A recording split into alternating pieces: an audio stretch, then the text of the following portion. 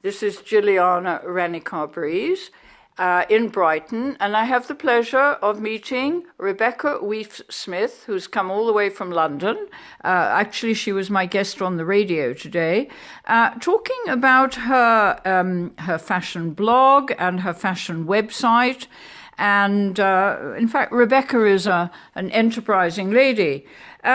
Now, tell me how you started, because in fact you're into the psychology of fashion, which is rather unusual.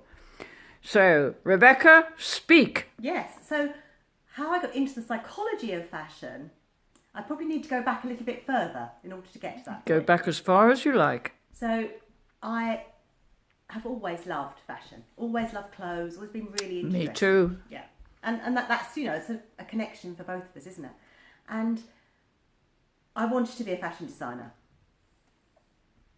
But unfortunately, that didn't quite work out as I had planned. You know, I wanted to go down the very traditional route of going to St Martin's at 18 and then moving to Paris and having this fabulous life.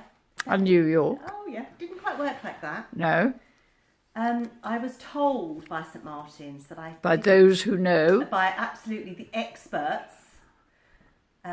Very early on, I was only 17 and I was quite a shy 17-year-old, and I was told to come back when I could draw. And it just completely floored me. And at that point I thought, well, I'm obviously just not cut out for this. I haven't got the talent. And I was very easily dissuaded. These people were experts, they knew better.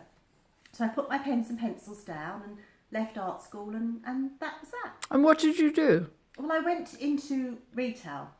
You know, that to me, I wanted that connection with fashion still. And I'd been working as a Saturday girl in a boutique in Church Street in Kensington. Oh, not Bieber. No, unfortunately not. It was a fabulous little company called Crocodile. Oh, yes. And Peter was amazing. And he just said, well, come and work full time for me. So I did. In what capacity? So I was really just working on the shop floor. But then I was really, really lucky because he had two shops in Kensington at the time. And the little one on Church Street, they had a basement. Right. And Pineapple had just started. So Debbie, that had Pineapple Dance Studio. Oh yes, the Pineapple Studio. Are we talking about the 80s here? Early 80s. Yes, yes. About this time would have been about 82. Right. And maybe 83. And she just started a dancewear brand to go along with I remember it, yes. And that happened to be Peter's cousin. So we had her surplus stock in the basement of the studio, and he knew I was a dancer as well, and I was still doing classes. So he said to me, well, why don't you take that over? And I, at the time, you know, we didn't call it, there's a different term for it now, but at the time it was display. So he allowed me to completely change the unit how I wanted it, and display the clothes how I wanted them, and do my own little window, and I just learned. Of course, you were artistic, yeah. Naturally. So you were doing window display. I was doing window display. Without knowing it. I was doing visual merchandising, as we call it now, but that wasn't. Oh, that sounds highfalutin. Yeah, that wasn't what we called it then. And so I was just, it was great because I was in control of this little space, and it was my realm, and I could do absolutely really wonderful. With it. So how long did you stay with Peter?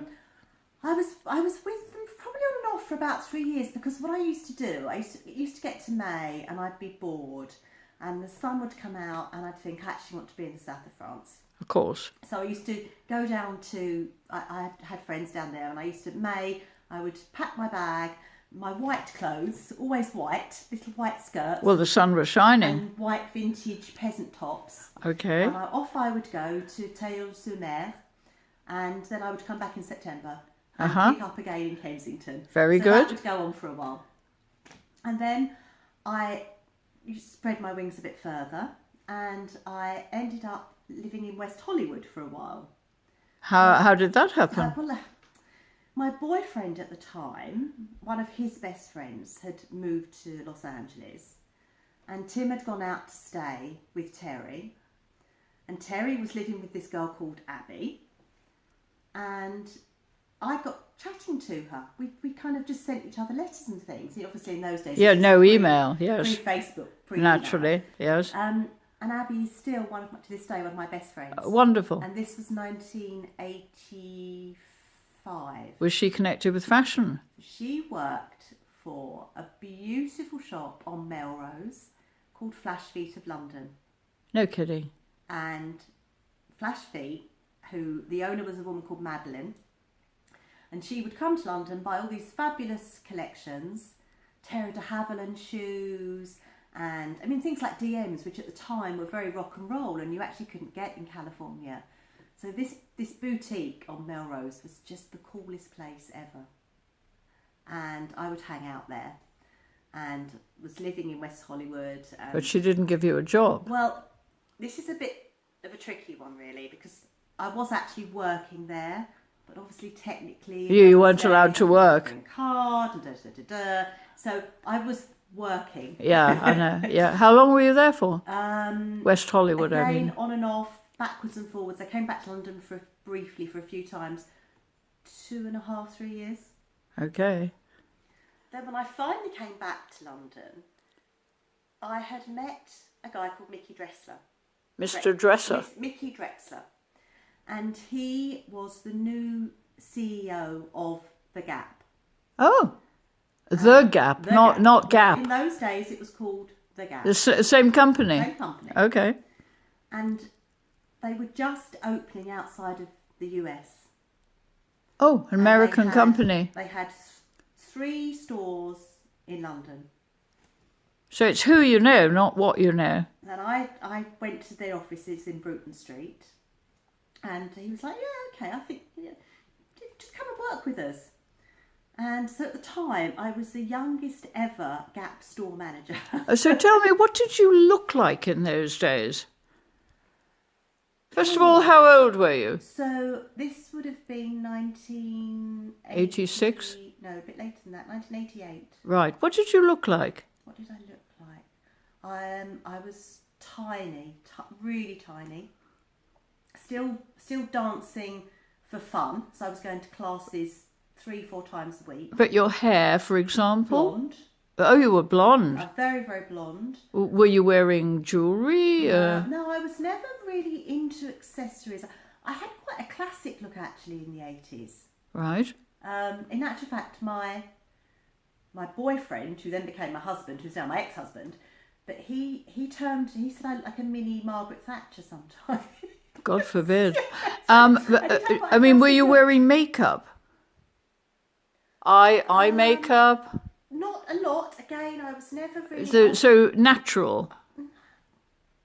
I think the term that comes to classic is probably how I would have described myself. I was always very, very young looking. Because I was so tiny and blonde. I can't imagine what you look like. Yeah. It's Pity we haven't got a photograph. I was very camera shy. Oh, right. And I always have been. Okay. I have never really liked having my photo taken. Ah, why is that? I'm not entirely sure, but it goes back a very long way. As a child, photographs of me as a child, I'm trying to either put a book over my face. Really? Or birthday parties, I've got a balloon in front of my face. Oh, I was really... So you were wearing a mask? Yeah. Well, we better take the mask off now. So, it's something I've been working on, actually, the last 5 years. Really Right, well, I think we're going to talk about that in part 2. I'll look forward to that, Rebecca.